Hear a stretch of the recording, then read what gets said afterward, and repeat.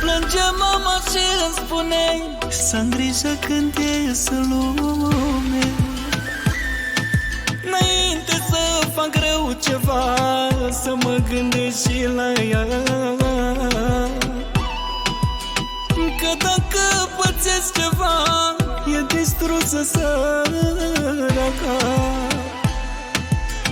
Povață mereu mi-a dat să fiu copil educat, dar ea pe nimeni n-am deranjat.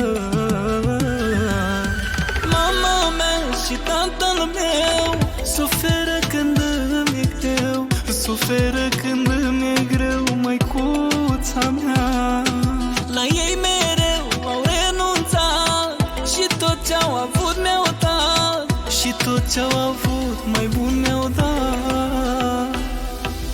Mama mea și tatăl meu suferă când îmi e greu, suferă când îmi e greu, măicuța mea.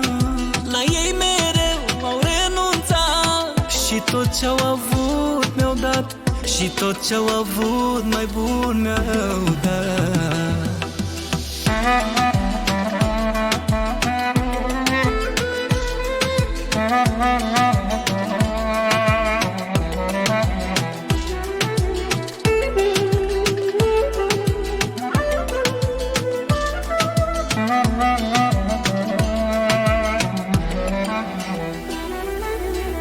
Tatăl meu mereu spunea, băiatul meu lumea era.